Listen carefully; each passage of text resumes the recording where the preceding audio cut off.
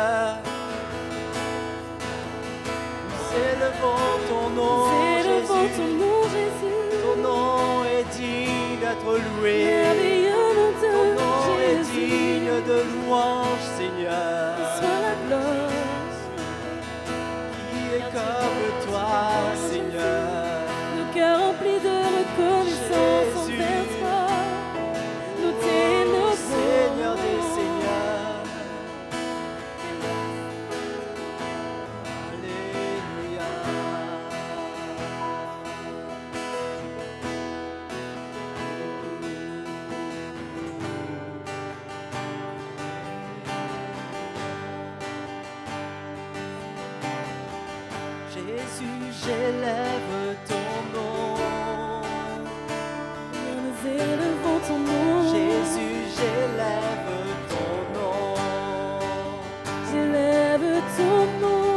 Jésus, j'élève ton nom. J'élève ton nom. Jésus, j'élève ton nom. Jésus, Jésus, j'élève ton nom. Jésus, j'élève ton nom. Jésus, j'élève ton nom. Jésus, j'élève ton nom. Je veux chanter ton amour. Je veux chanter ton amour. Je veux chanter ta bonté. Je veux chanter ta bonté. Proclamer au monde entier. Proclamer au monde entier. Oh, combien tu es grand. Oh, combien tu es grand. Alors je chante ton amour. Alors je chante ton amour, Seigneur. Et je chante ta bonté. Et je chante ta bonté. Proclame au monde entier. Je proclame au monde entier. Oh, combien tu es grand. Tu es grand, Seigneur. Jésus, j'élève ton Ton nom. nom. Nous élevons ton nom. Jésus, j'élève ton Ton nom. nom est le plus élevé, Seigneur. Jésus, j'élève ton nom. Jésus, j'élève ton nom. Je veux chanter. Je veux chanter ton amour, Seigneur. Ton amour pour Je veux nous. chanter ta bonté. Je veux chanter ta bonté. Proclamer au monde entier. Clamer au monde entier. Oh, combien tu es grand. Oh, combien tu es grand. Alors je chante ton amour. Alors je chante ton amour. Et je chante ta bonté. Et je chante ta bonté. Car au monde entier. Clame au monde entier. Oh, combien tu es grand. Tu es grand, Seigneur. Jésus, j'élève ton nom. Nous élevons ton nom, Jésus. Jésus, j'élève ton Et nom. Seigneur, j'élève ton nom. J'élève ton nom. Alléluia.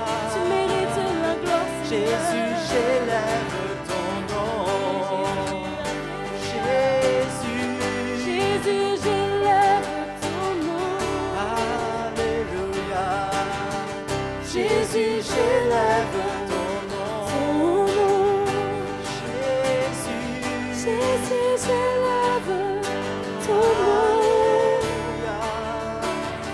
Jésus, J'élève ton nom.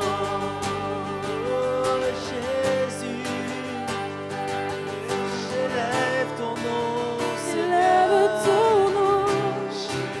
J'élève ton nom, Seigneur. Alléluia.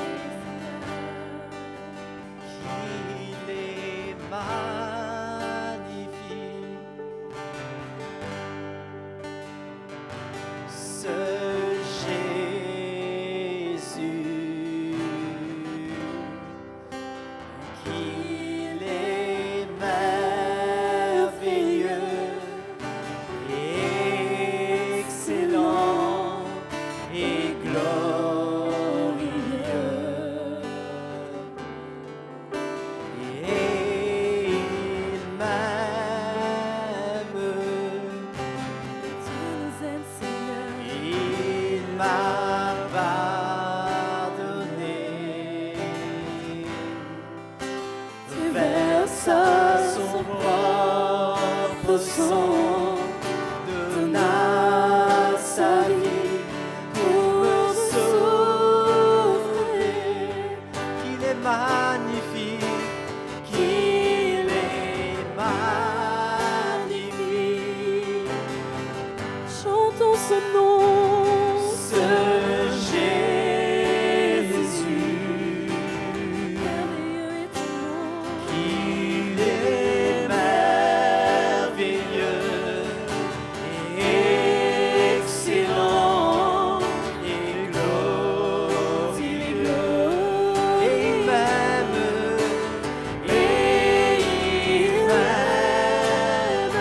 il m'a pardonné, il m'a pardonné, versa son propre sang, donna sa vie pour me sauver. Encore une fois, combien il est magnifique, Qu'il est magnifique. Alléluia.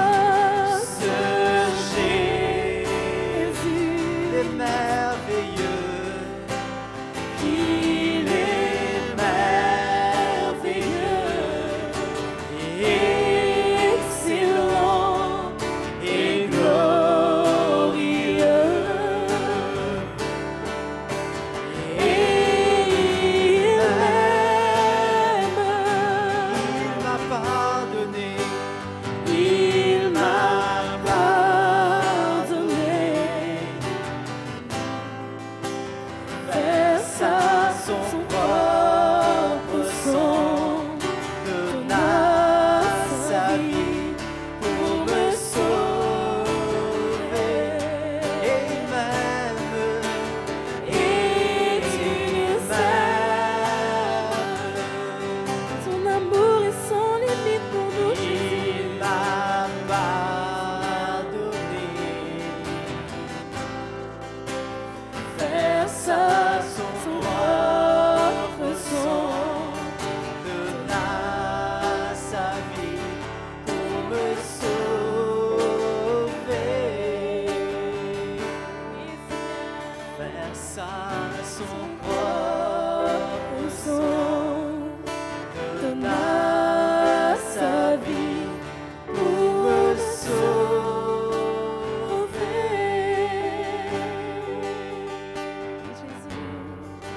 Reçois ma reconnaissance, Jésus est Seigneur. ma reconnaissance Jésus, pour la croix. ma reconnaissance, Jésus, pour ta venue, pour ton amour. ton Oui, reçois ma reconnaissance ce reçois soir. ma reconnaissance. Oui, reçois ma reconnaissance. Jésus, Jésus, ma ma reconnaissance. reconnaissance pour la La croix. croix, Seigneur. Ma reconnaissance, Jésus, pour ta venue, Ton amour et ton salut.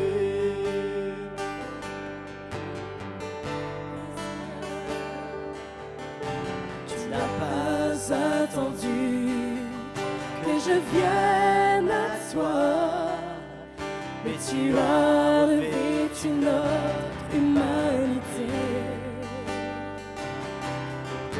Tu n'as pas Attendu que je crie vers toi, c'est toi qui as aimé le le premier. Reçois ma reconnaissance. Oui, merci Jésus. ma reconnaissance pour la croix, ma reconnaissance, Jésus, pour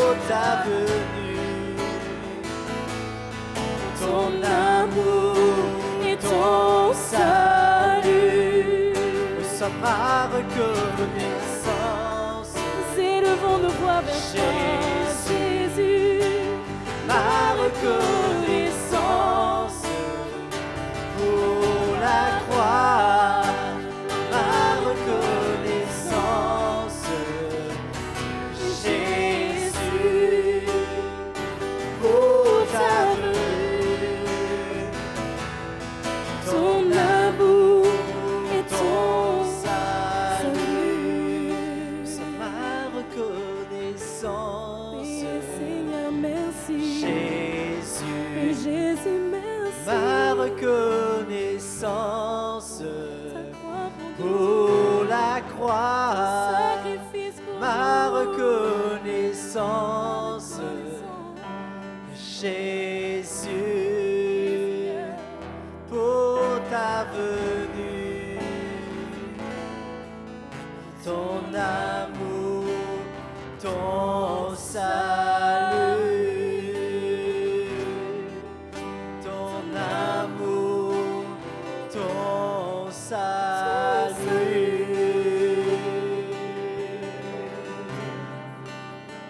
Merci Jésus,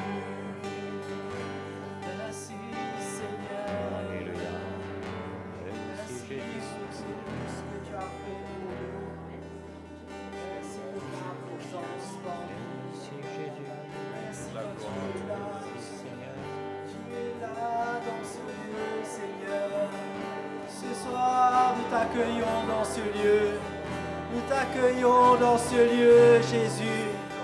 C'est toi la personne la plus importante dans ce lieu.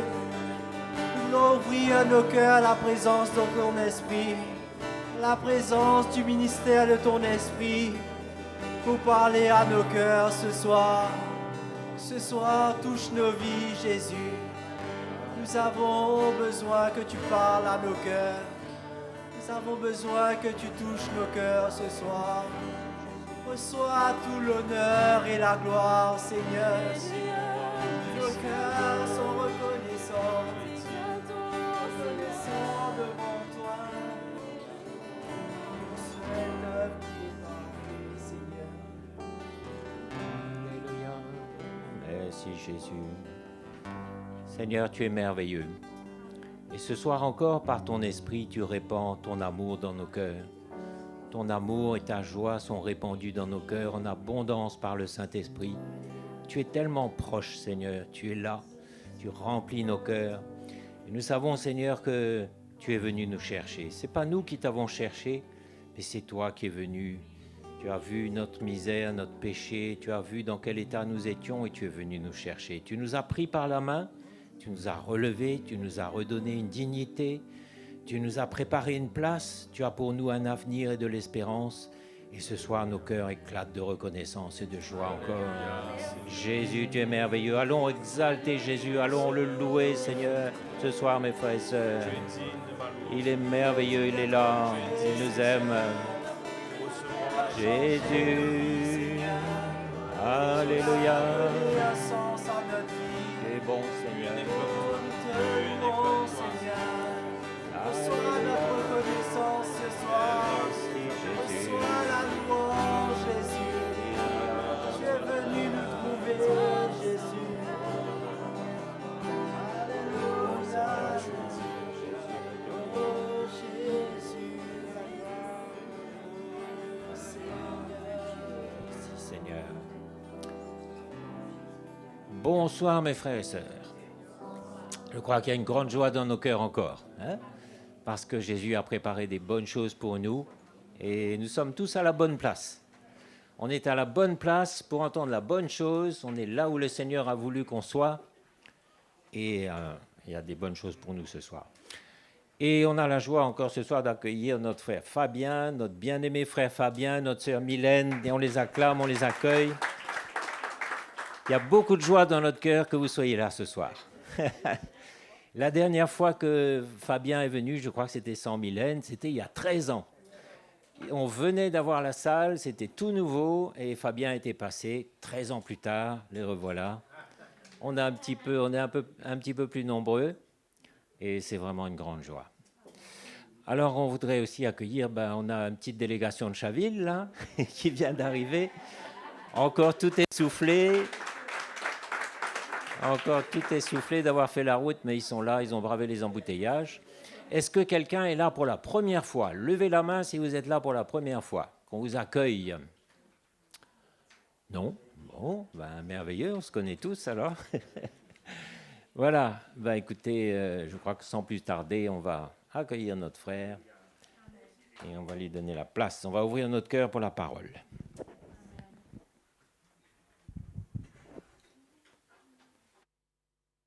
C'est bon. Gloire au Seigneur. Bonsoir à tous, les frères et sœurs de Rouen. C'est vrai que le temps change, les bâtiments changent, beaucoup de choses changent, mais Jésus ne change pas. Amen. Son cœur ne change pas pour son Église.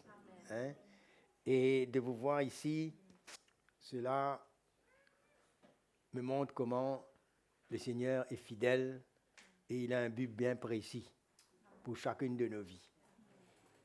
Maintenant, avec tous ceux qui ont rejoint l'Église, ont entendu l'Évangile, nous pouvons tous continuer tout ce qu'il y a dans le cœur du Seigneur pour nous. C'est la grande famille du Seigneur. Quand nous réalisons que ce que nous recevons, ce n'est pas juste pour nous, c'est pour tous ceux encore qui sont en dehors.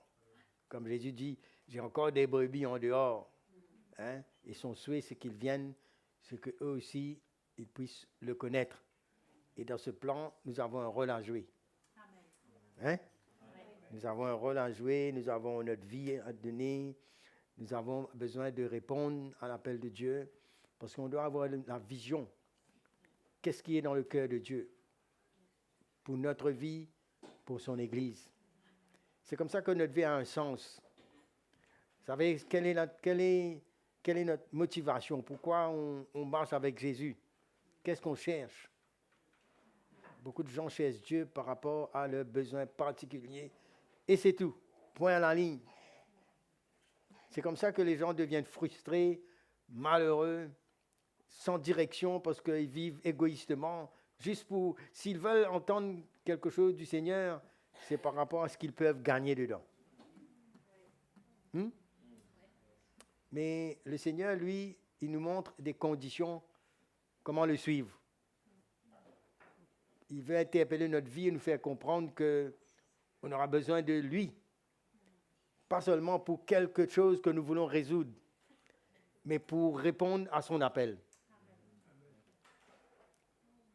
Pour pouvoir nous inclure dans son plan, dans sa vision, ce qu'il a dans son cœur. Et je voudrais lire un récit de ce qui s'est passé pendant que Jésus était là et que les gens voulaient le suivre, c'est-à-dire voulaient le voir. Qu'est-ce que Jésus s'attendait d'eux? Et si on peut juste tourner notre Bible dans Jean le chapitre 12, au verset, nous allons lire depuis le verset 17. Jean le chapitre 12, au verset 17. Que le Seigneur puisse nous rappeler, nous interpeller, pour que nous puissions voir les choses en face. Tous ceux qui étaient avec Jésus, quand il appela Lazare du sépulcre et le ressuscita des morts, lui rendaient témoignage. Et la foule vint au-devant de lui parce qu'elle avait appris qu'il avait fait ce miracle. Les pharisiens se dirent donc les uns aux autres, « Vous voyez que vous ne gagnez rien. Voici le monde est allé auprès de lui. » Après lui. Quelques Grecs, du nombre de ceux qui étaient montés pour l'adorer pendant la fête, s'adressèrent à Philippe de Bethsaïda en Galilée et lui dirent avec instance, « Seigneur, nous voulons voir Jésus. » Amen. Tous ces événements se sont passés. Ils ont vu Jésus, ils ont appris comment Jésus a ressuscité Lazare. Et la foule l'avait suivi parce que Jésus avait fait ce miracle. Voilà leur but. Ils avaient compris que Jésus était approuvé de Dieu, que l'Esprit de Dieu était avec lui et qu'il avait fait ce miracle. Et c'était suffisant pour eux, une raison de pouvoir marcher et de suivre Jésus. Ils vinrent devant de lui. Mais ils n'étaient pas réellement prêts à le suivre comme il se devait. Ils étaient d'accord avec tout ce que Jésus faisait. Mais ils étaient encore ignorants de quelle manière le Seigneur s'attendait qu'ils le suivent. Il y a aujourd'hui beaucoup de gens qui suivent Jésus, qui veulent marcher avec Jésus juste pour ce qu'il avait fait, un miracle ou quelque chose, mais ils n'avaient pas encore compris le plan et la volonté de Dieu pour leur vie. Combien de gens sont satisfaits de certaines bénédictions que Dieu peut faire dans leur vie sans comprendre que la réalité, c'est que Dieu demandait leur vie. Jésus voulait leur vie, leur engagement pour qu'ils puissent le connaître, communier avec lui. C'est ça le plus important. Vous savez, la foule avait beaucoup de raisons pourquoi suivre Jésus. Les pharisiens, ils se disaient, voilà, la foule, il a gagné la foule, ils sont allés après lui. Mais Jésus, lui, il ne s'est pas contenté simplement d'avoir une foule qui vient. Il devait savoir pourquoi il marche avec lui. Pourquoi nous marchons avec Jésus? Qu'est-ce que nous voulons de lui? Quelle est notre motivation? Qu'est-ce que nous cherchons du Seigneur? Et après cela, les Grecs, eux aussi, ils ont dû entendre tout ce que Jésus a fait. Et quand nous lisons dans le verset 21, ils s'adressaient à Philippe et ils ont dit, mais nous voudrions voir Jésus. Avons-nous un réel désir de voir Jésus, de le connaître, de marcher avec lui? Ou cherchons-nous simplement, ou sommes-nous éblouis par ce qu'il a fait et nous sommes contents parce que ça nous encourage aussi de voir que il peut faire aussi des choses dans notre vie. Mais est-ce que nous désirons réellement le connaître? Beaucoup de chrétiens sont comme de la foule, comme cette foule. Ils veulent voir Jésus pour quelque chose, pour un miracle. C'est pas mal. Pour une solution de leur vie, ils veulent voir Jésus. Et comme ces Grecs, ils voulaient seulement voir Jésus. Mais ils ne connaissent pas le plan de Dieu à travers Jésus pour leur propre vie. Quel est le plan de Dieu pour ma propre vie? Qu'est-ce que Jésus s'attend de moi?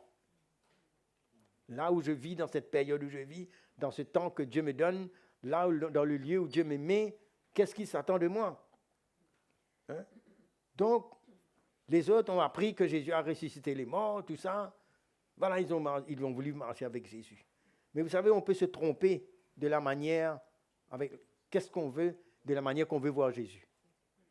On peut se tromper. Et pourquoi on vient écouter l'Évangile? Parce que c'est là, ça nous plaît, c'est bon, c'est différent. Pourquoi on prie? Pourquoi on veut s'approcher de lui? Ce sont des questions que nous avons à répondre nous-mêmes, non? Mais quelle est la réponse que Jésus a donnée quand ils ont dit, ils veulent voir Jésus? Et nous allons voir comment le Seigneur nous dit qu'il y a beaucoup qui ont voulu entendre. Dans Matthieu, le chapitre 13, il nous dit comme ceci, beaucoup de prophètes ou de justes ont désiré voir ce que vous voyez et ne l'ont pas vu, entendre ce que vous entendez et ne l'ont pas entendu. Comme quoi c'est vraiment précieux le temps que nous vivons, pour que nous entendons ce que nous entendons aujourd'hui. Et alors, en réponse à ces gens qui voulaient le voir, on va voir la réponse de Jésus. J'aimerais qu'on puisse voir dans Jean le chapitre 12 au verset 23.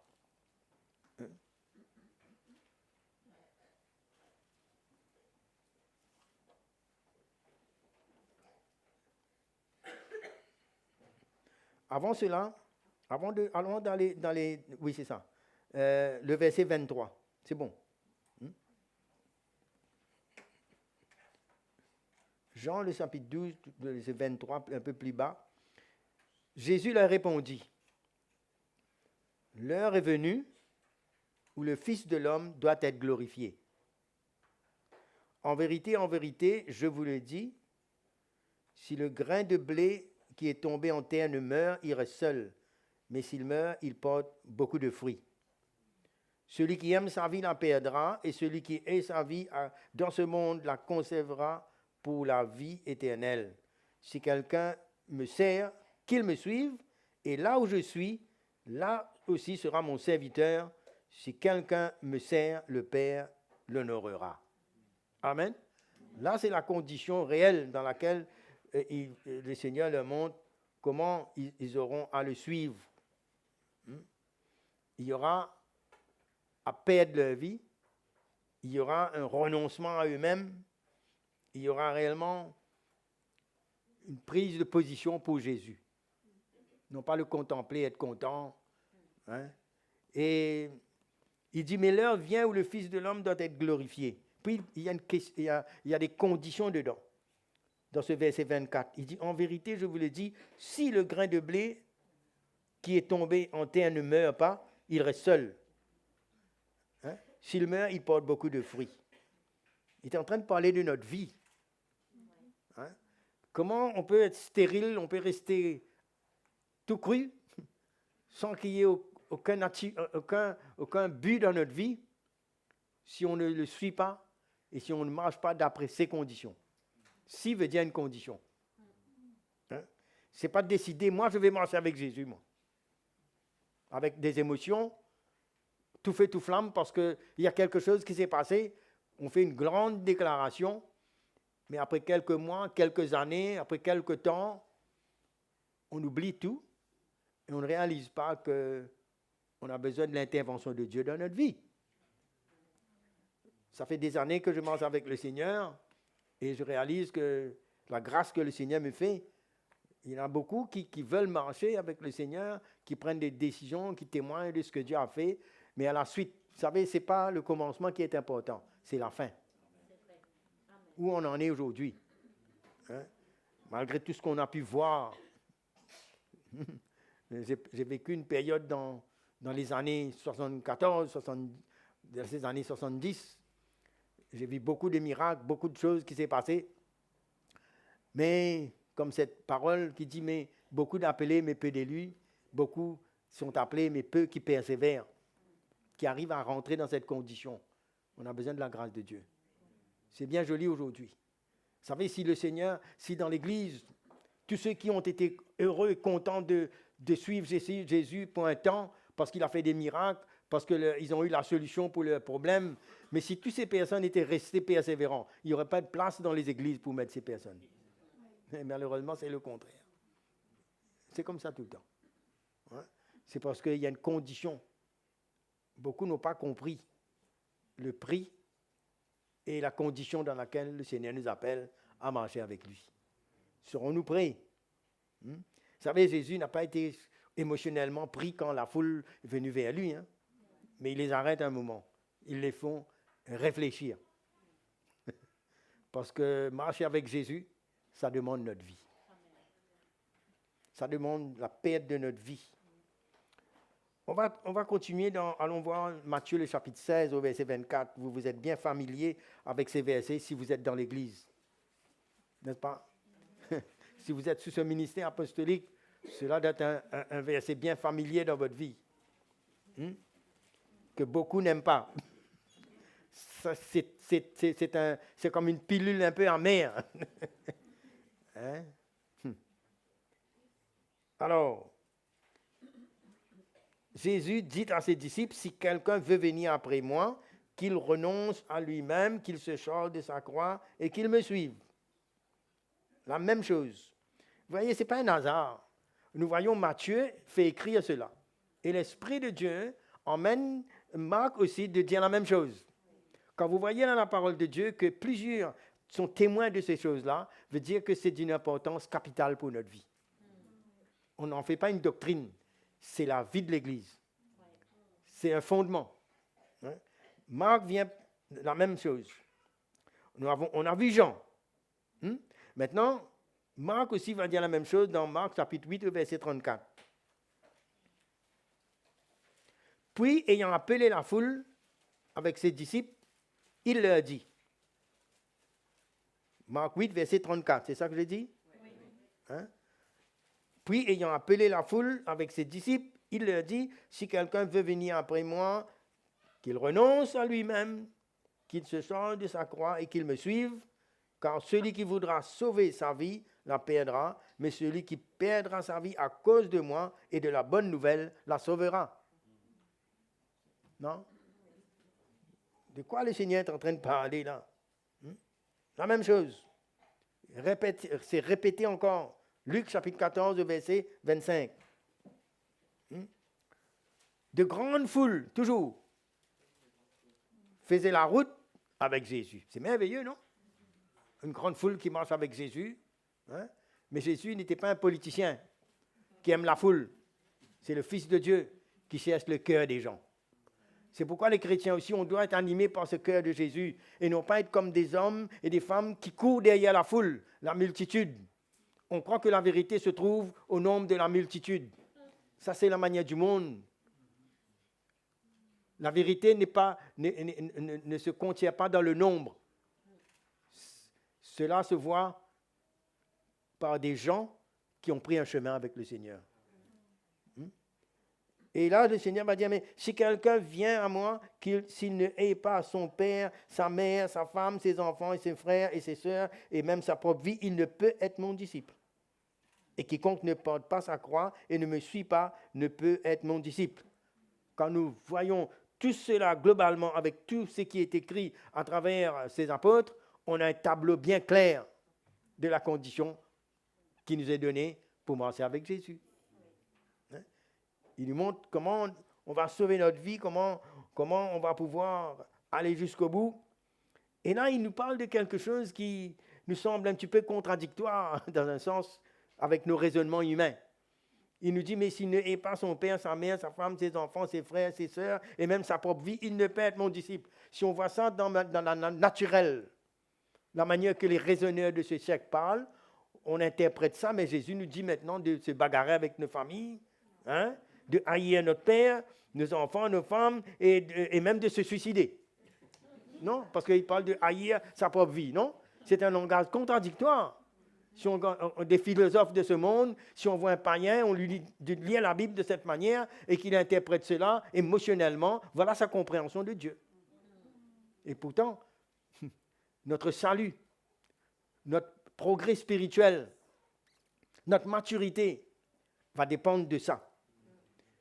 Spirituellement, ce que Jésus voulait dire concernant la vie chrétienne pour marcher avec Jésus, voilà la condition, c'est-à-dire que notre amour pour Jésus devrait être tellement plus grand que comparé à notre amour pour notre femme, nos enfants et tout ce que nous avons n'est rien. Oui. C'est ça qu'il avait dit là. Oui. N'est-ce pas ça que quand on voit les 10 commandements, quand Dieu a parlé et qu'il a dit, mais tu aimeras ton Dieu de tout ton cœur, de toute ton âme, de toute ta force, de toute ta pensée, tu le serviras lui seul, non? L'amour pour Jésus devrait passer tellement plus grand que notre amour pour tout ce qui nous entoure, c'est incomparable. Pourquoi? Parce que la condition de marcher avec Jésus, de renoncer à nous-mêmes, il nous faut vraiment l'aimer et nous donner à lui. Alléluia. Mais si on aime simplement ce que Dieu fait et qu'on ne l'aime pas, on n'est pas capable de marcher avec lui. Et il nous faut son amour dans notre cœur. Pour que cela vienne, ça doit être une intervention de Dieu dans notre vie, pour mettre cette foi en nous, pour nous emmener à la repentance, être reconnaissant à Dieu pour le pardon de nos péchés. Celui à qui on pardonne peu, aime peu.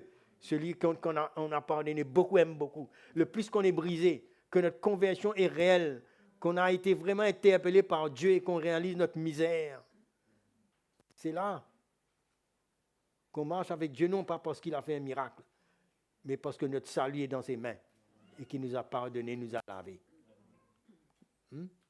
C'est pourquoi le Seigneur ne désire pas qu'on marche avec lui seulement parce qu'on a vu quelque chose. C'est dans sa grâce qu'il le fait. Il n'y a pas de problème pour ça. Mais il va aller plus loin. Quel est le moteur de notre vie? Pourquoi on marche avec lui? Parce que le Seigneur ne veut pas seulement des gens guéris, des gens pardonnés, mais il veut un disciple. Un disciple. Quelqu'un qui est vendu pour l'évangile. Peu importe quel est notre talent, nos préoccupations sur cette terre, mais il veut que quand nous marchons avec lui, c'est quelque part, on a réalisé qu'on a perdu notre vie. Si on veut avoir la victoire dans notre vie, aller plus loin, malgré on est rempli de toute imperfection et on a des faiblesses, on lutte, mais si on a quelque part, on a compris qu'on a perdu notre vie, le Seigneur a raison dans tous les domaines de notre vie. Non? Mais si on n'a pas encore perdu ça, ce sera difficile parce que le Seigneur est bien clair. On a vu dans les 4 évangiles, là, il est bien clair. Premièrement, il nous faudra renoncer à nous-mêmes. C'est dur cette affaire-là. Combien veulent marcher avec le Seigneur en gardant notre droit, en gardant nos raisonnements, en gardant tout ce qu'on a appris concernant les philosophies de ce monde, les raisonnements de ce siècle, les attitudes que nous avons héritées de nos pères, on garde cela et on veut marcher avec Jésus. Et c'est comme ça qu'on commet des bêtises, des catastrophes. Parce que la condition de marcher avec Jésus ne collabore pas avec ce que nous gardons en nous-mêmes.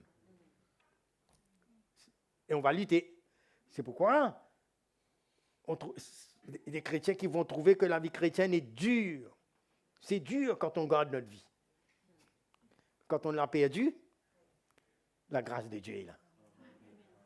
Hein? C'est pourquoi le Seigneur nous montre clairement. Hein? Il nous parle de la croix, il nous parle de perte de notre vie. Combien de chrétiens peuvent être enlacés dans toutes sortes de pièges, l'argent, l'orgueil, les plaisirs, dans beaucoup de choses, notre propre réputation, on garde toutes ces choses. On n'a pas perdu ça. Si on ne perd pas ça, on n'est pas dans la bonne condition pour marcher avec Jésus. Ce n'est pas après qu'on va essayer de régler ça, qu'on va essayer de coller certains morceaux. Non, on n'essaie pas dans la vie chrétienne. On meurt et puis on vit. Vous savez, c'est pas la vie religieuse qu'on essaie de nous faire avaler. Tu changes un petit peu ta vie, hein, tu redresses un petit peu, tu essaies de prier un petit peu, d'améliorer un petit peu ta vie pour être un bon chrétien. Non, tu meurs. Après, il dit après, tu vas pouvoir te changer de ta croix et puis tu vas me suivre. Hein? Ça, c'est les conditions. Premièrement, on aime Jésus, par-dessus tout. Non? Hein? Son amour pour nous passe au-dessus de tout, qu'on sera prêt à payer le prix pour nous débarrasser de tout ce qui gêne. Hein? C'est dans notre cœur, ça. Et ensuite, on renonce à nous-mêmes, à nos blessures du passé. On arrête de vivre dans le pitié de soi. Vous connaissez ça? Hein? On est tellement moi, moi. Hein? C'est en nous, ça. Hein? C'est pour se défendre, se montrer dans la vie. Depuis petit, on nous enseigne ça. Tu dois te battre. Hein? Tu dois montrer qui tu es. On se protège, non? C'est vrai, le Seigneur nous dit, tu aimeras ton prochain comme toi-même, n'est-ce pas? Donc, on doit nous aimer, c'est sûr. Mais quand nous prenons la place que Dieu a besoin de prendre dans notre vie, là, ça devient le problème. Parce qu'on est sur notre trône, avec notre orgueil, avec notre manière de voir, on avance les autres, non? On veut être nous. Et on dirige notre vie. Et le Seigneur, hein, ne peut pas nous emmener quelque part aussi longtemps qu'on est sur ce trône et qu'on règne. Pour entrer dans le royaume de Dieu, on a besoin de sortir de notre trône et de venir courber devant le Seigneur. C'est pourquoi le Seigneur dit, il est le roi des rois. Le roi des rois, ce n'est pas le roi des rois, le roi d'un président, il nous parle de ce que nous voulons, notre volonté qui veut régner. Bien sûr, il est au-dessus de toute autorité. Mais vous savez, chacun de nous, quand la croix ne prend pas place dans notre vie, quand on ne passe pas par ce chemin pour marcher avec le Seigneur et qu'on veut régner sur notre vie, c'est là qui nous empêche, n'est-ce pas, de grandir, d'aller plus loin. Si on veut grandir, on doit mourir, frère et sœur. Hein? On a besoin de passer par ce chemin-là. On veut devenir spirituel sans mourir, sans expérimenter cette mort. Hein? Eh bien, plus on veut grandir, plus on doit mourir, on doit s'abaisser, on doit perdre les rênes de notre vie et d'essayer de Dieu faire. Un cœur brisé. Hein? Chercher sa propre gloire, chercher à se défendre, chercher à faire sa propre justice. C'est dans même notre défaite, ça. Regardez comment le monde vit aujourd'hui. Chercher leur propre gloire, chercher à montrer qui ils sont, faire sa propre justice égoïstement avec l'amertume et la haine et la vengeance et toutes sortes d'animosités. Ce sont les fruits de la chair, c'est l'homme naturel. Hein? Et le Seigneur, pour nous sauver de ça, il nous demande de renoncer à nous-mêmes. C'est la meilleure chose qui peut arriver pour nous rendre légers, pour qu'on puisse être libres. Hein? Il nous emmène, c'est ça la solution de Dieu pour l'homme, pour changer le cœur de l'homme. Nous avons besoin vraiment d'aimer le Seigneur, de le reconnaître, d'avoir la foi en lui et de renoncer à nous-mêmes. Arriver à comprendre que par nous-mêmes, on ne peut rien faire dans le royaume de Dieu. Laissons derrière notre capacité intellectuelle, notre bonne volonté, nos talents, tout ce qu'on a là. Il faut que ça vienne devant la croix. On n'essayait pas de venir essayer d'ajouter quelque chose, d'essayer de construire l'Église avec notre intelligence, notre savoir-faire. On va détruire tout ce qui est autour de nous. Parce que l'homme, dans sa propre intelligence, ne sait que faire que la religion, c'est tout. Les choses légalistes qui ne changent pas le cœur de l'homme. Chacun vient avec sa pierre, le légalisme, de jugement, d'orgueil. Allez, regardez les pharisiens, comment ils étaient. Orgueilleux, durs, légalistes, sans comprendre le cœur de Dieu. Parce qu'ils n'ont pas renoncé à eux-mêmes. C'était des gens qui voulaient la gloire, qui étaient jaloux quand les gens venaient vers Jésus. Parce qu'ils voulaient que tout se tourne vers eux. Ils voulaient leur règne, non le royaume. Leur réputation. L'amour de l'argent, toutes ces choses. Si on veut connaître le Seigneur, parce que le Seigneur sait que si on veut le marcher avec lui pour grandir, il y aura besoin que ces choses se passent en nous. Un renoncement. Parce qu'à chaque étape, quand il y aura la tentation, quand il y aura les confrontations, si cette attitude de brisement, d'avoir renoncé à notre propre vie se trouve là, ce sera une plateforme pour que Dieu nous emmène à grandir. Voilà le secret. Donc, il nous appelle à choisir nous-mêmes, librement, la croix. Quand on réalise, quand l'Esprit de Dieu nous convainc et qu'on renonce à nous-mêmes et qu'on réalise notre misère, notre incapacité de nous changer, encore plus d'essayer de changer les autres, de nous changer, et qu'on est confronté à la croix, que l'Esprit de Dieu nous a emmenés dans cette réelle conversion, on est dans une position où on réalise que la croix, c'est la solution pour notre vie. Un disciple qui n'a pas compris que la croix est la solution délibérée, et importante, cruciale de sa vie, n'a rien compris. Il est encore tout cru. Il va construire une religion, avec des principes, avec toutes sortes de motivations derrière. Hein? Donc, renoncer à nous-mêmes, choisir la croix. Et cette croix, ce n'est pas seulement le jour de la conversion, mais c'est une attitude de mourir à nous-mêmes et qui nous accompagnera dans toutes les étapes de notre vie. N'est-ce pas? À chaque tentation, à chaque situation, toutes sortes de choses qui vont venir, cette attitude de brisement, de perdre notre vie-là, va pouvoir être là. Et chaque jour, à ce moment-là, c'est à partir de ça qu'il nous dit qu'on va pouvoir se changer de sa croix. N'essayez pas de vous changer de la croix, de prendre votre... Vous savez comment ça va se passer? Ce sera une manière religieuse d'essayer de prendre la croix, si on n'a pas renoncé à nous-mêmes. À ce moment-là, la croix va devenir difficile.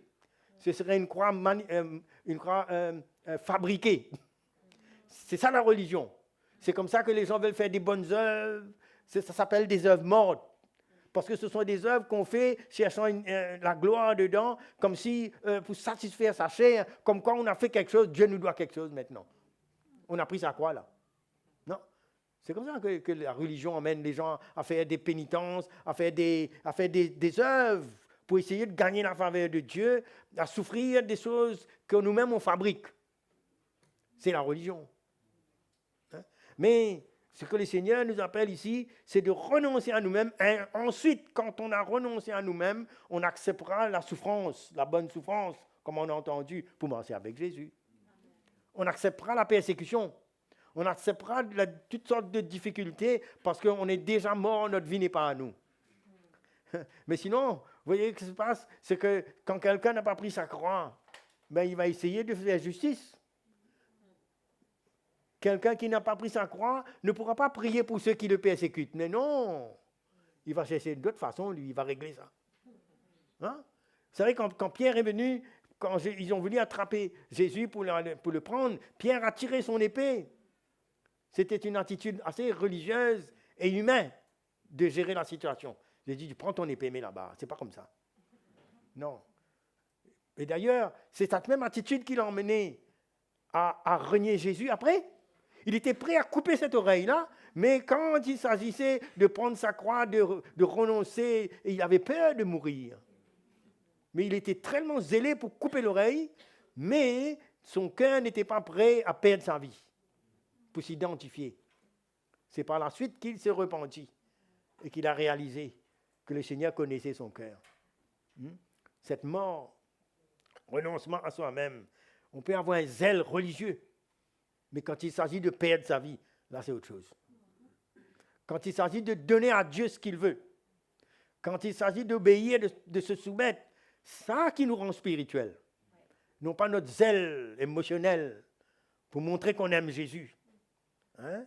Vous savez qu'avec une Bible, si on n'a pas pris la croix, si on n'a pas renoncé avec nous-mêmes, on prend cette Bible-là comme une lettre et on tue les gens avec tout.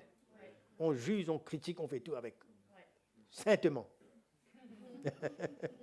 Hein? Légalistement. Bibliquement tout. Mais il n'y a pas de cœur dedans. Parce qu'il n'y a pas une mort. Hein? C'est comme ça, les divisions arrivent. Vous savez, quand la croix prend notre vie, on ne peut pas créer la division. Quand la croix prend notre vie, on ne peut pas semer la haine et semer toutes sortes de choses. Quand la croix vient, on met à nous. N'est-ce pas? On n'est pas l'instrument de division. Bien sûr, ceux qui ne veulent pas marcher avec Jésus, ils vont s'éloigner. Mais nous, on n'est pas appelés à ces choses-là. À se bagarrer, hein, à faire notre propre justice. Et vous savez, c'est comme ça que Jésus a dit à Pierre, ramasse ton épée. Le royaume de Dieu ne se construit pas de cette manière. Le royaume de Dieu ne se construit pas à faire sa propre justice, à essayer de mettre de l'ordre pour satisfaire son égoïsme, légalistement. Vous savez, les chrétiens qui n'ont pas pris leur croix sont prêts à tout pour faire des justices selon dans l'esprit du monde. Alors que le Seigneur nous dit que celui qui perd, n'est-ce pas, retrouve. Dans un conflit, on meurt. On laisse Dieu.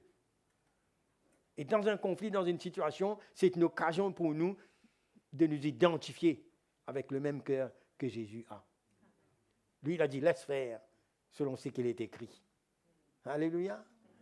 Hein, la force du chrétien se trouve là-dedans.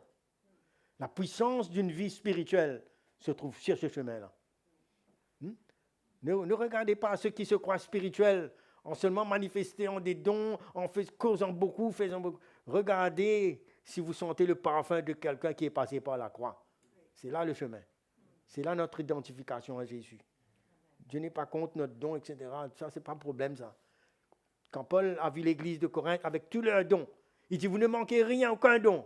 Mais après, par derrière, il leur dit, vous n'êtes que des bébés. Je ne peux pas vous parler des choses de l'esprit, vous êtes encore charnels. Je vous parle comme à des hommes charnels. Puisqu'il y a parmi vous des divisions, des querelles, des disputes, je ne vais voir parmi vous que Christ crucifié. Tout charisme ils étaient, avec dans leurs capacités. Hein? Ils avaient tout l'enseignement, ils avaient tout. Mais ils ne comprenaient pas le cœur de Dieu. La croix avait besoin d'être replacée devant eux. Est-ce que le Seigneur peut replacer la croix devant nous? Pour nous ramener vers ce qui est notre force. Perdre notre vie pour la retrouver à la manière de Dieu. Et puis, nous allons pouvoir le suivre? Hein? Nous suivons Jésus? Comment on va le suivre si on ne passe pas par ce chemin-là? On va essayer de faire quelque chose de religieux. On va essayer de chercher quelques versets dans la parole de Dieu qui nous plaît quand il y a une situation. Mais vous savez, pour suivre le Seigneur, il y a des choses qui, quand Dieu a ouvert la porte, quand le Seigneur, quand nous avons passé par ce chemin qu'il nous a dit, c'est là que nous pourrons le suivre et entendre sa voix et être convaincus de ce qu'il veut ou non. Souvent, il y a des chrétiens qui veulent tout, on prie tout pour eux. On veut prier pour toute direction, il faut tout qu'on leur dise, mais il y a des choses que Dieu veut nous montrer. Si nous avons renoncé à nous-mêmes, on saura si c'est bon ou si c'est pas bon pour nous. Non, ce n'est pas quelqu'un d'autre qui va te dire ça. Mais si le Seigneur t'a convaincu, et si tu es passé par cette mort à toi-même et cet renoncement à toi-même, tu sauras si cette chose revient ou non. Et tu sauras que ce n'est pas bon. Tu n'as pas besoin d'une loi pour te dire que ce n'est pas bon, parce que tu as renoncé à toi-même. Et quand l'ennemi va venir pour te remontrer cela, tu sauras quoi faire. Tu n'as pas besoin de quelqu'un jeune pour toi, 40 jours, 40 nuits. Tu sauras que ce n'est pas de Dieu, parce que tu as renoncé à ça. Non? Tu n'auras pas besoin d'une visite spéciale pour ça.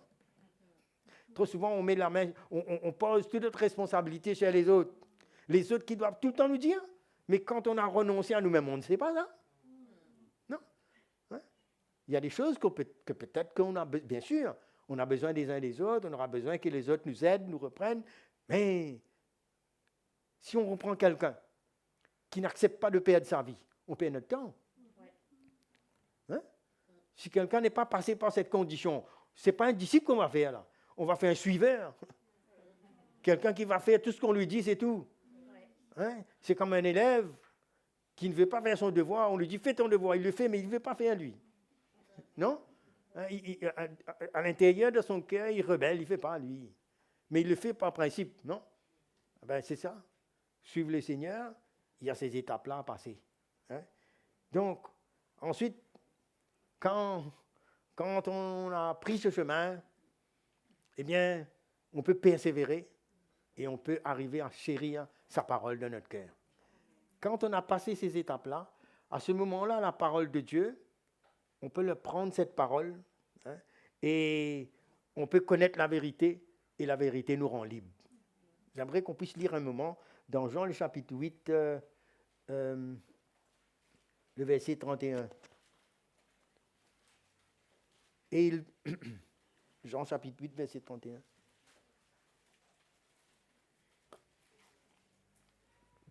Et il dit aux Juifs qui avaient cru en lui,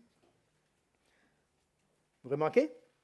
Ils avaient cru, les Juifs, mais ce n'était pas suffisant. Et vous voyez qu'est-ce qui se passe encore? Il y a encore une condition. C'est bien, vous avez cru.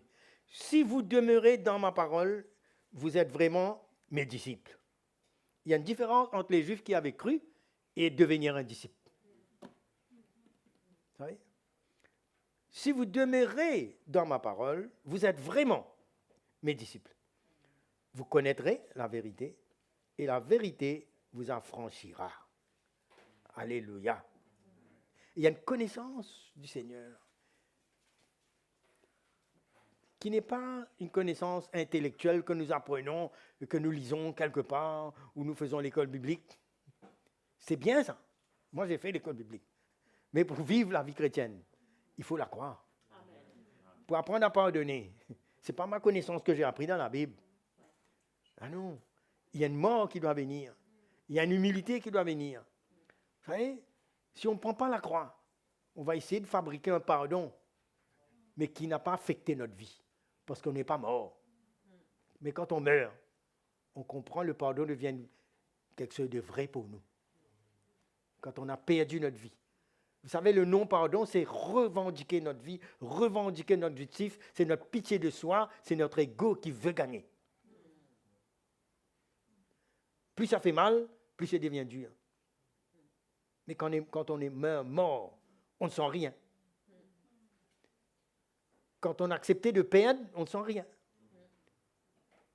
Les émotions, nos pensées, ne peuvent pas contrôler ce que nous avons décidé dans l'esprit. Parce que marcher avec le Seigneur, c'est une décision qu'on prend. Mourir en Christ, c'est une décision, ça. C'est un choix qu'on fait. Et ce choix-là, c'est ça qu'on parle de prendre sa croix chaque jour. C'est ce choix qu'on fait chaque jour. Chaque tentation, chaque situation, ce choix-là reste intact. C'est ça qu'on a décidé. Et quand on prend le repas du Seigneur, on se rappelle de ce choix qu'on a fait, de ce qu'il a fait pour nous et de notre choix de nous identifier à lui. Il n'y a rien d'émotionnel dedans. Ça touche notre foi, ça touche notre décision, ça touche toute notre motivation. C'est une décision qu'on prend. Quand on parle de prendre sa croix chaque jour, c'est ce que tu décides vis-à-vis de sa parole, de ce que son plan et sa volonté pour notre vie. Amen, mes frères et sœurs. C'est comme ça. Hein? Et donc, il va dire, mais si vous demeurez, cela nous coûte quelque chose, non? Parce qu'on aura toujours d'autres choses qui vont venir pour essayer de diluer sa parole, de mélanger, de compromettre. Mais il nous dit si nous demeurons, c'est-à-dire que nous nous attachons, nous donnons de l'importance. Hein? Quelle importance nous donnons à la vérité de sa parole quand elle touche notre vie? Vous savez, à un moment donné, si on en arrête, si on dépose sa croix, nos raisonnements vont avoir le dessus sur la parole de Dieu. C'est ça le compromis. C'est ça qu'on mélange. Et c'est ça qui emmène le chrétien à perdre sa joie, à perdre sa persévérance, parce qu'on accepte de déposer sa croix, on refuse que cette parole vienne prendre notre vie. C'est pourquoi il nous parle d'être vraiment un disciple, c'est en demeurant dans sa parole. Amen. C'est clair. Quelle importance nous donnons à sa parole, à la prédication de l'Évangile. Hein? Les épîtres que Paul a écrits concernant les chrétiens, leur marche, la maturité. Hein? Quand on parle de la foi, ce n'est pas la foi pour simplement voir des miracles. Là. Lazare a été ressuscité, c'est très bien. Mais un jour, Lazare a dû mourir aussi. Hein? Ouais. Alors, qu'est-ce que tous les ans, ils ont allé voir Lazare ressuscité? Hein? Mais ils avaient besoin, eux, de prendre leur croix et de marcher avec Jésus dans la foi qu'ils avaient en lui. Leur propre identification. Ce qui s'est passé avec Lazare, c'est bien. Vous ne pouvez pas marcher avec le Seigneur parce que quelqu'un a été guéri ou quelque chose s'est passé dans mon corps. C'est bien. Mais le prix à payer pour marcher avec Jésus, ça c'est autre chose. Vous connaîtrez la vérité. La vérité vous rendra libre, vous affranchira. Ensuite, quand ces choses se passent en nous, et on va aimer ce qui appartient à Jésus. Ça aussi, c'est un signe de maturité d'un disciple. On ne peut pas marcher avec Jésus sans aimer l'Église et aimer ceux qui le suivent. Jean 13, le verset 34, si on peut lire.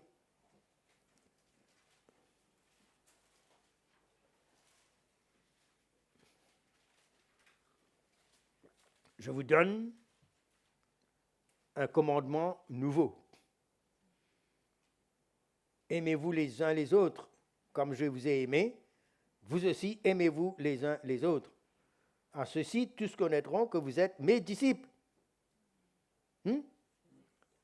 C'est-à-dire, ce sont ces disciples qui ont renoncé à eux-mêmes, n'est-ce pas? Qui ont aimé Jésus plus que tout, qui ont accepté de prendre leur croix et qui persévèrent dans sa parole. Et ces disciples-là, eh bien, ils marchent dans l'amour de Dieu. Et à ceci, tous connaîtront que vous êtes mes disciples si vous avez de l'amour les uns pour les autres. Amen.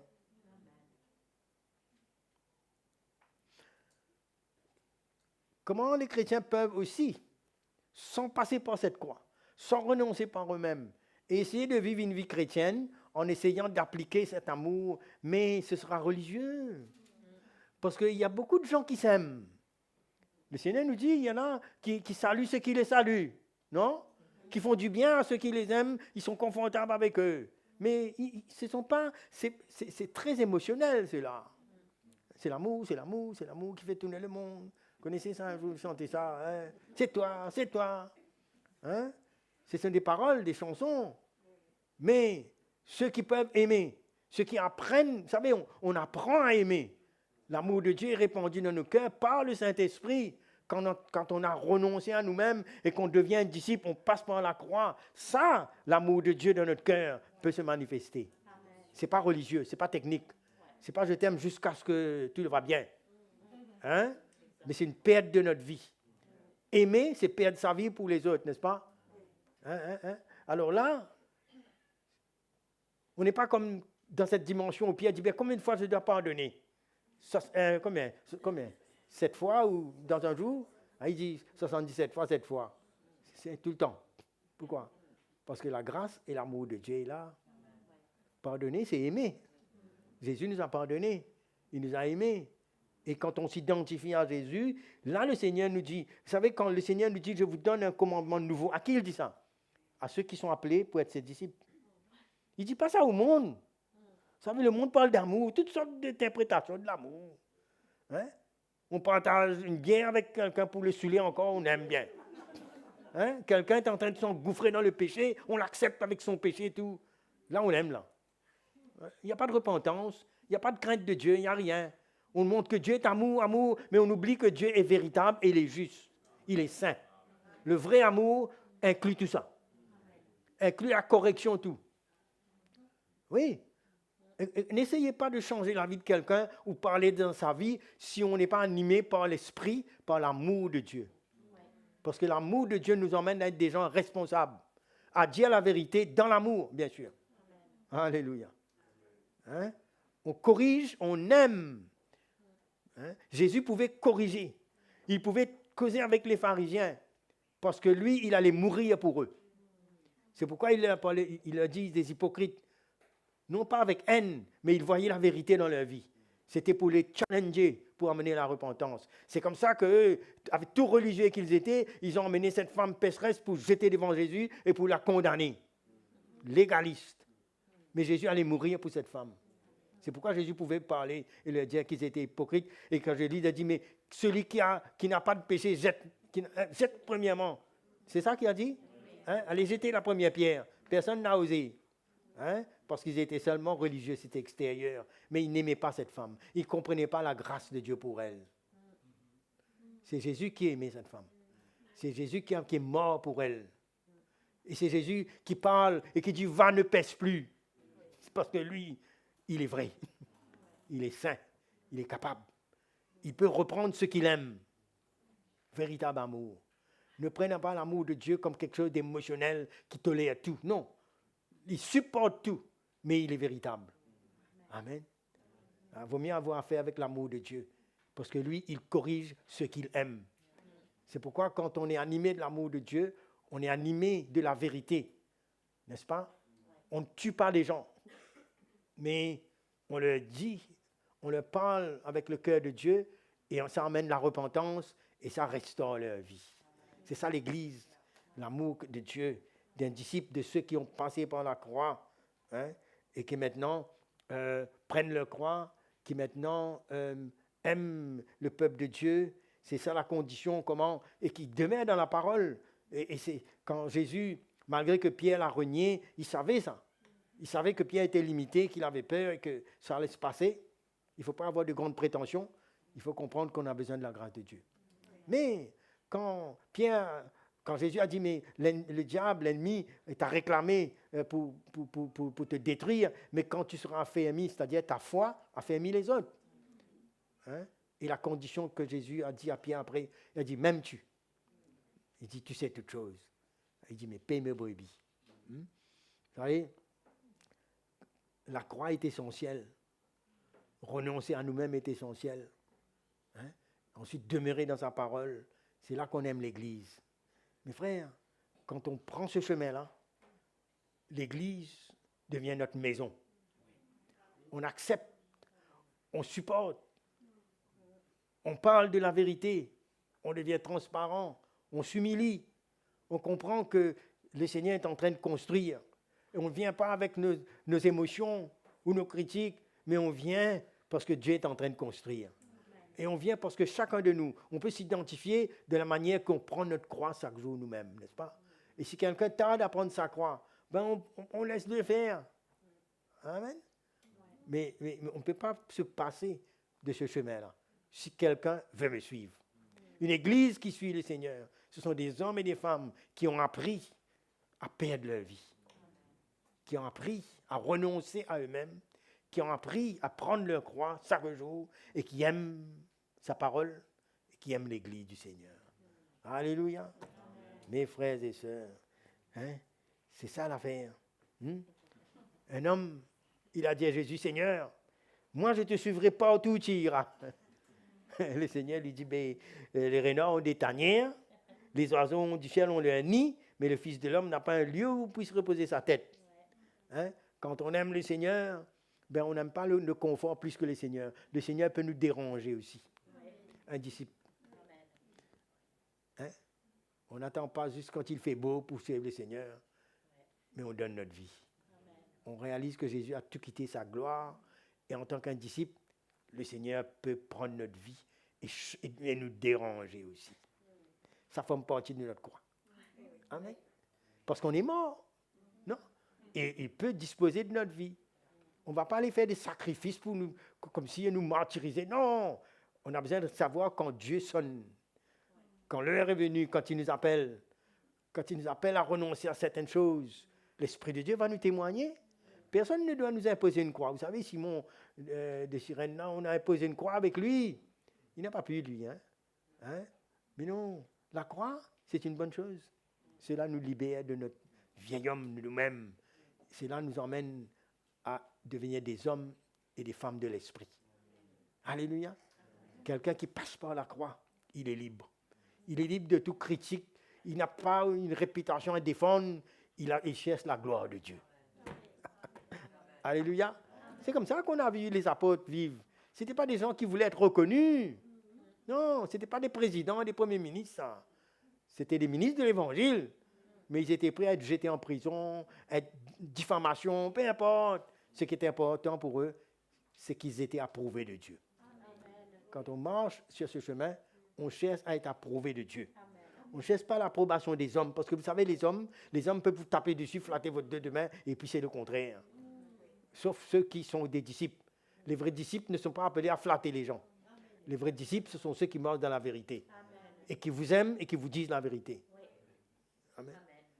Ce ne sont pas des gens qui cherchent leur propre intérêt. Et le Seigneur nous appelle à être ses disciples. Hein? Il nous appelle à grandir, à porter des fruits, mes frères, et que rien ne vienne faire obstacle. À ce moment-là, on pourra marcher avec lui avec un zèle pur. Pas un zèle religieux qui avance les autres ou qui cherche quelque chose. Non, ce sera un vrai zèle. La Bible nous parle d'un zèle amer. Hein? Paul était animé d'un zèle sans intelligence, religieux, qui blesse les autres. Mais le zèle que Dieu nous donne, c'est quand on est passé par cette croix. On a un zèle pour voir les uns les autres grandir et les supporter, les aimer. C'est là qu'on peut prier de cette manière. C'est cette église que le Seigneur construit, c'est ce fondement que nous avons. C'est pourquoi, quand les apôtres écrivent, l'auteur de l'Épître aux Hébreux, il peut dire, mais recherchez la paix avec tous et la sanctification sans laquelle personne ne verra le Seigneur. C'est dans cet esprit-là qu'il parle. Il n'y a pas de légaliste dedans. Là. Vous voyez? Il dit recherchez. Parce que nous, on n'est pas arrivé. Il n'y a pas encore eu la perfection. Mais on grandit. Aussi longtemps qu'on sera sur cette terre avant que Jésus nous prenne ou qu'il revienne, on aura besoin de grandir. Alors notre but, c'est d'aider les autres à grandir. Que si on a passé par cette croix, on devient un exemple pour les autres. C'est tout. On n'est pas en compétition. Ah, moi je suis plus saint que toi. Non.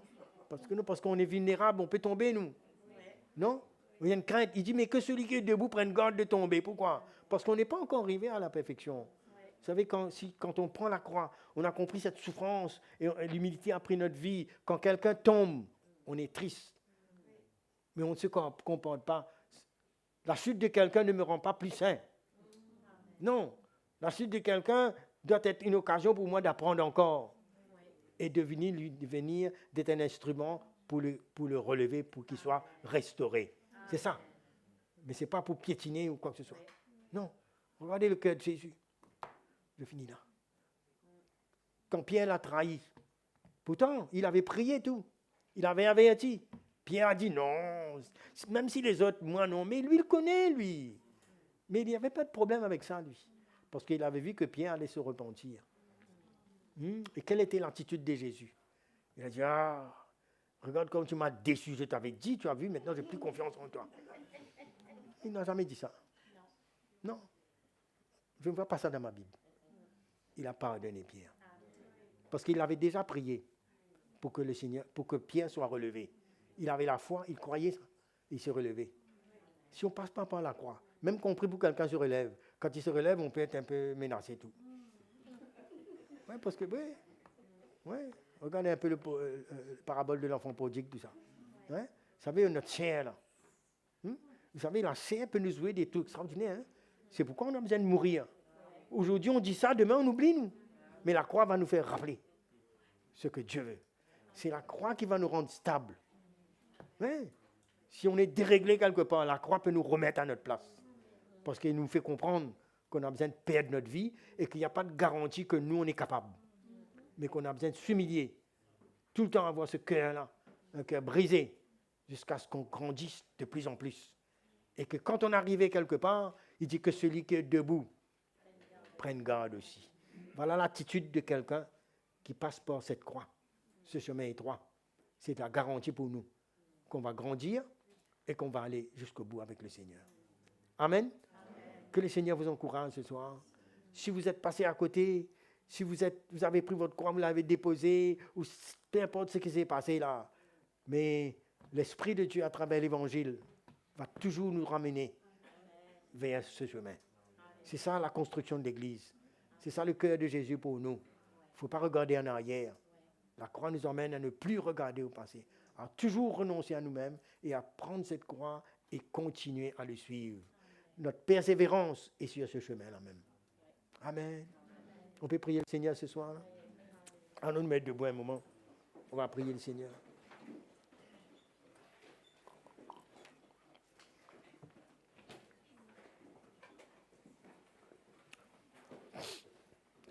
Je crois que chaque chrétien, chaque enfant de Dieu, chaque véritable disciple a un désir de devenir un homme ou une femme spirituelle.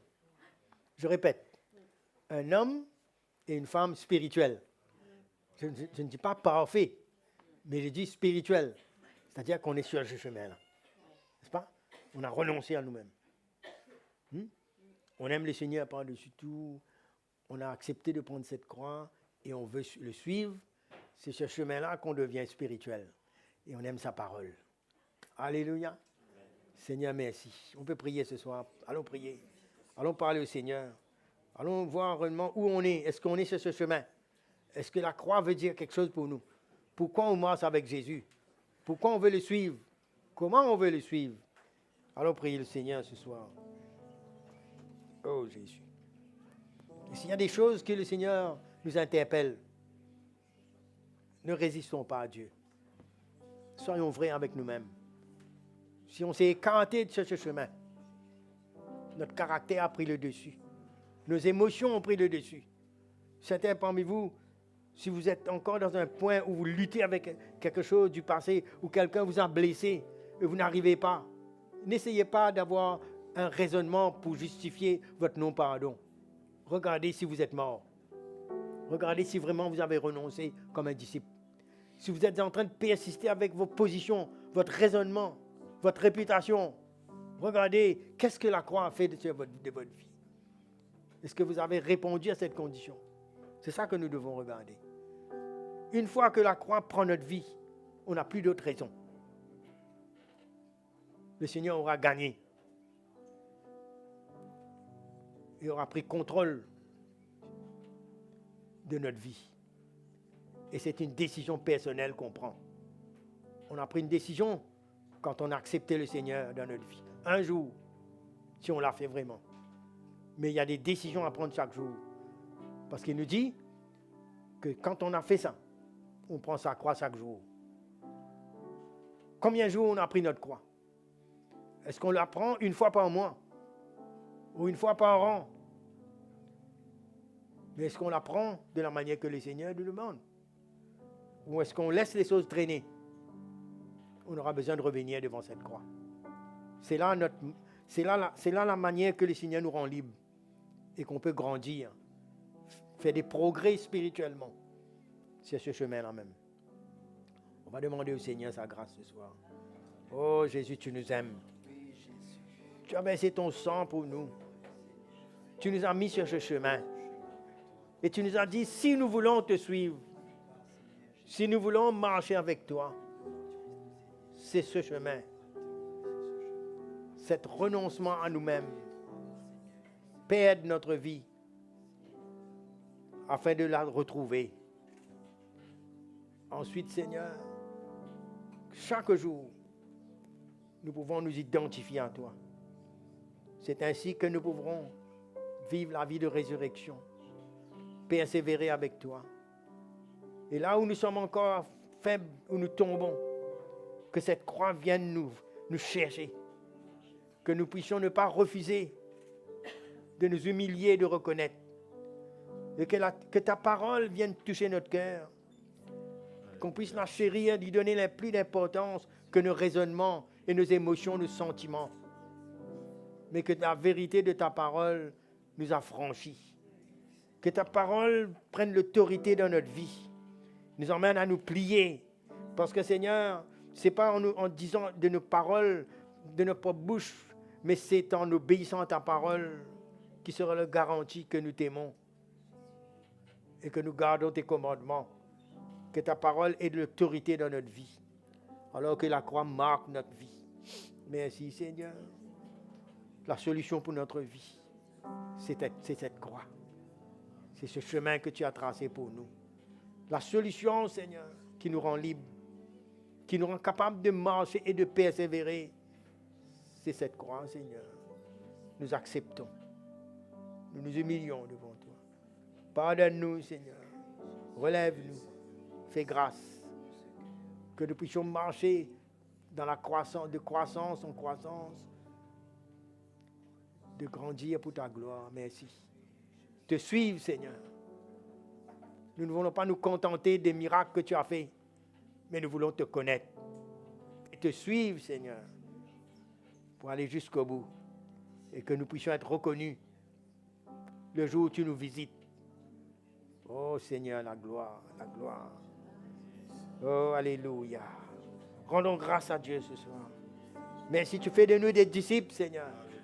Non pas des disciples intellectuels, légalistes, mais des disciples de cœur qui volontairement se soumettent à toi, à ta seigneurie. Alléluia. Oh, tu nous libères, Seigneur. Tu touches des cœurs ce soir. Oh, Jésus, l'œuvre de la chair se plie parce que nous acceptons de nous identifier à ta mort, à ta résurrection. Tu changes des vies. Tu touches des cœurs ce soir. Tu ouvres nos yeux afin que nous puissions voir ton royaume, les choses de l'esprit, les choses qui touchent notre être intérieur, ce que les hommes ne peuvent pas voir et peuvent faire. Toi, tu le fais sur ce chemin, Seigneur. Renoncement à nous-mêmes. Prenons notre croix chaque jour. Et nous voulons te suivre, Seigneur, dans l'esprit, comme un vrai disciple. Abandonnons nous-mêmes tous nos raisonnements et nous plions à ta volonté. Merci, Jésus.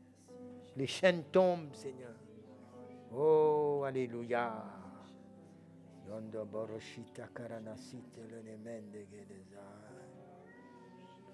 Jesus.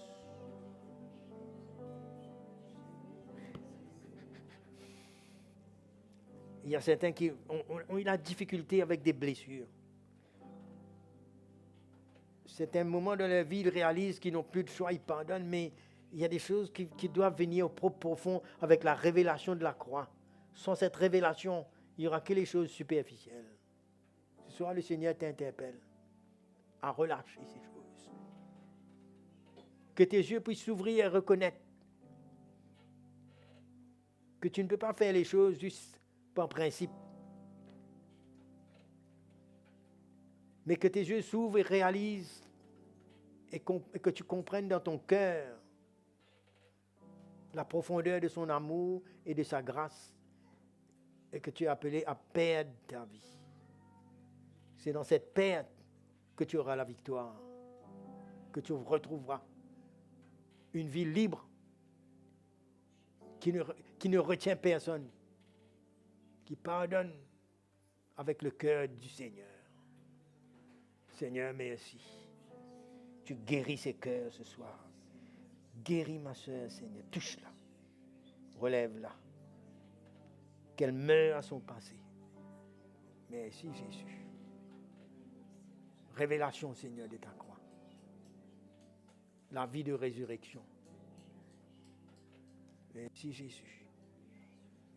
Enlève la peur. Enlève toute cette insécurité. Pitié de soi. Mais que la croix nous fait progresser, Seigneur. Oh, Jésus, merci. Tu fais des miracles dans les cœurs. Tu fais des miracles dans les vies, Seigneur. Tu visites. Tu emmènes la repentance et la grâce. Que la révélation ouvre les yeux. Illumine les yeux des cœurs ce soir. Pour voir briller l'évangile. Que la croix ne soit pas un mot. Que la croix ne devienne pas simplement une doctrine. Mais que la croix, Seigneur, soit révélée dans les cœurs. Merci pour les vies transformées. Merci, Seigneur, que tu visites des cœurs ce soir. Oh, la bassaille, la main des cœurs des saints. Jésus, Jésus. L'amour de Dieu. Comment on va être reconnu? Par l'amour que nous avons les uns pour les autres. Comment nous avons cet amour?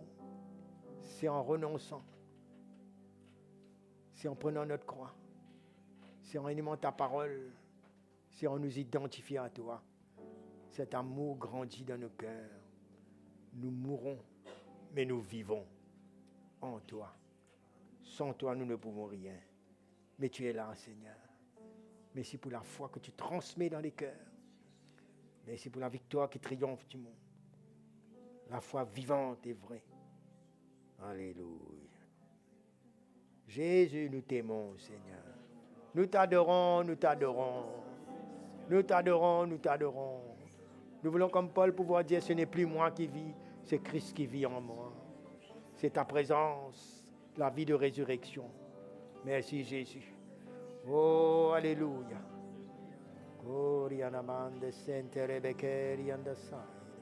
Sur le mont du calvaire, il était une bois où Jésus souffrit tant de douleur. Oui, c'est là qu'il mourut sur cet infâme bois pour sauver le plus vil des pécheurs. Cette croix me sera toujours chère. Elle est gloire et victoire pour moi. Et par elle, en la maison du Père, la couronne m'est offerte à ma voix. M'appuyant avec foi sur la croix de Jésus, sa bannière, je veux la porter jusqu'au jour bienheureux où parmi les élus dans le ciel je pourrai l'exalter. Cette croix me sera toujours chère. Elle est gloire et victoire pour moi. Et par elle, en la maison du Père,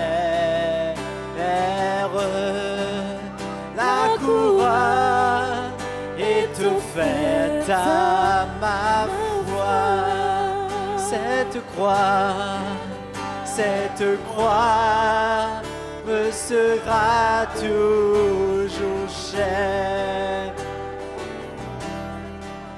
Elle est gloire et victoire pour moi.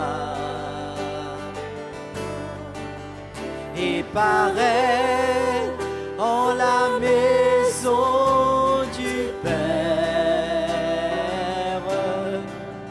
la couronne est offerte à ma foi.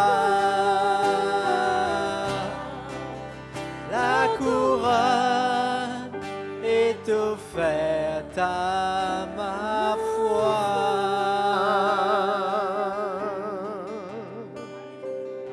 Oh Jésus, tu es bon Seigneur.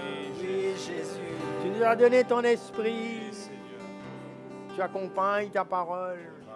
Tu es glorieux. Alléluia. Nous te rendons gloire. Oh Jésus. Quand nous prenons cette croix et que nous marchons avec Jésus, lui, il sait prendre soin de nous. Il dit déposez tous nos craintes, tous nos soucis à ses pieds. Et s'il exauce nos prières, c'est par rapport à ce sacrifice qu'il a fait pour nous. Et ce soir, nous sommes là dans sa présence. Nous avons accepté de renoncer, nous comprenons ce qu'il nous dit. Si nous avons un besoin quelconque ce soir, vous êtes malade, vous êtes souffrant, vous transportez un fardeau, et dans cette attitude, vous voulez que Dieu vous touche, vous attendez quelque chose du Seigneur, non pas pour vivre égoïstement, mais pour répondre à son appel. Là où vous êtes, vous avez ce besoin. Moi, j'ai des besoins. J'ai besoin que le Seigneur me touche. Vous avez un besoin particulier, levez vos mains là où vous êtes. Même vous êtes malade, vous cherchez une intervention de Dieu. Le Seigneur est capable de toucher notre vie. Quand nous venons dans l'humilité, nous venons chercher sa grâce. Seigneur, merci.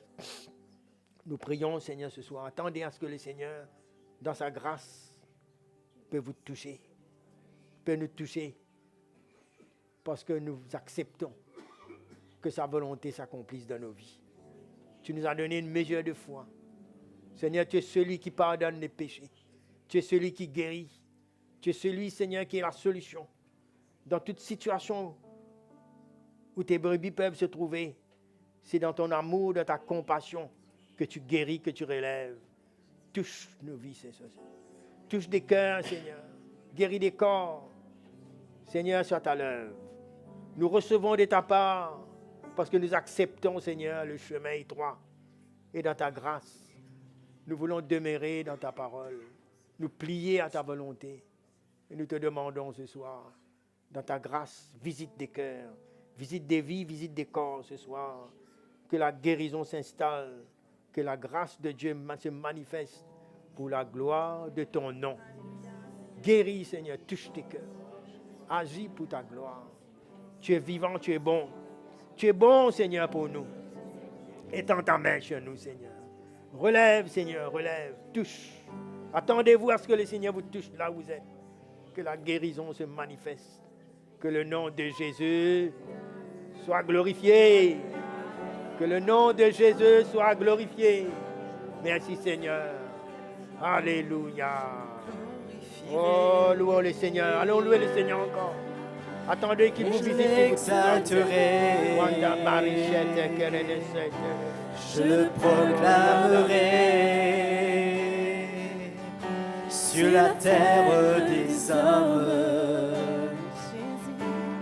Je parlerai de toi. Je porterai ma croix. Toujours je chanterai Jésus, ce nom qui sauve. Je le glorifierai et je l'exalterai. Je le proclamerai sur la terre des hommes. Je parlerai de toi, je porterai ma croix, toujours je chanterai Jésus, ce nom qui sauve. Je le glorifierai, je le glorifierai, et je l'exalterai, je le proclamerai sur la terre des hommes. Je parlerai de toi, je porterai ma croix,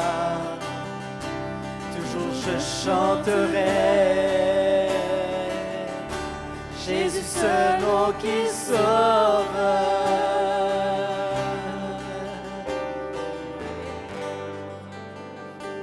Alléluia. Alléluia. Alléluia. Jésus est glorieux. Il mérite toute la gloire. Il mérite toute la gloire. Alléluia.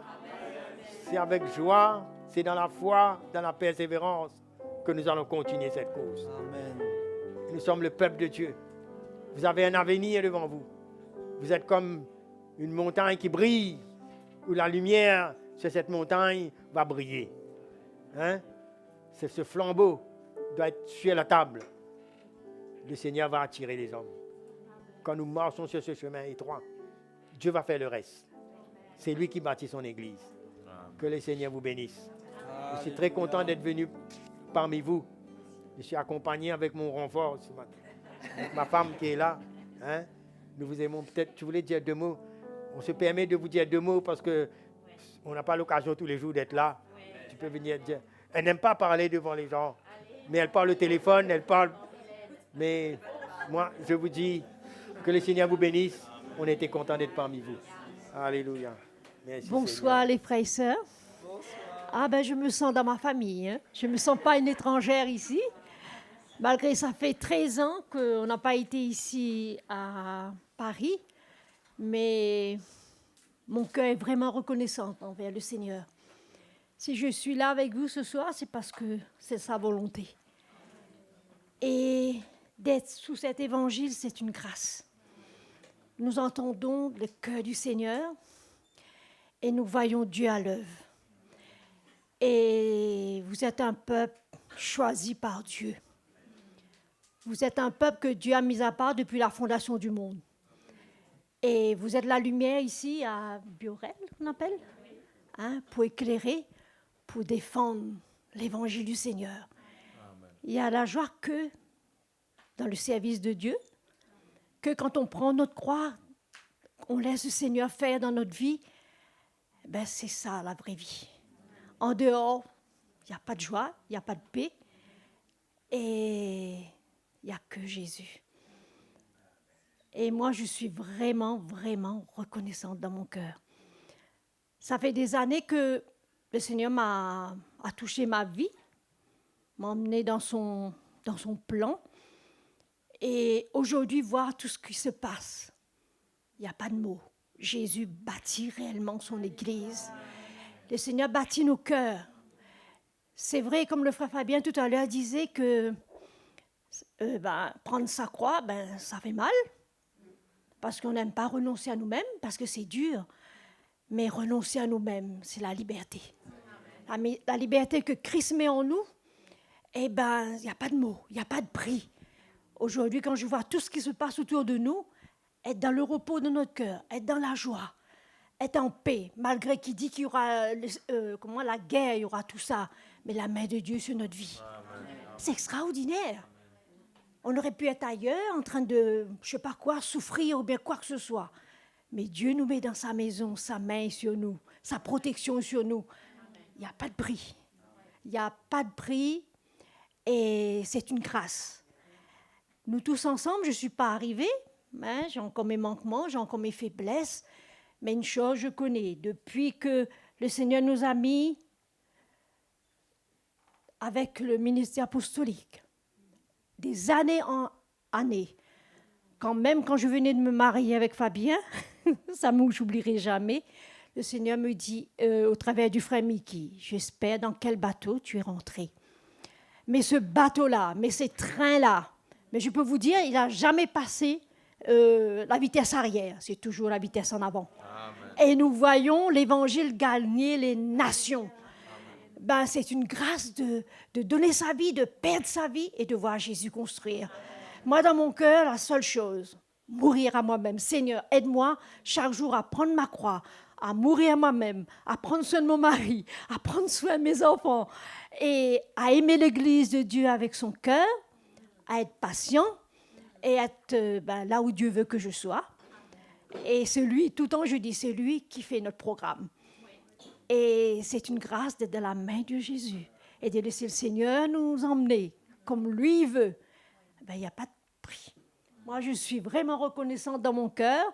Et je peux vous dire que par sa grâce, par son amour, je vous aime.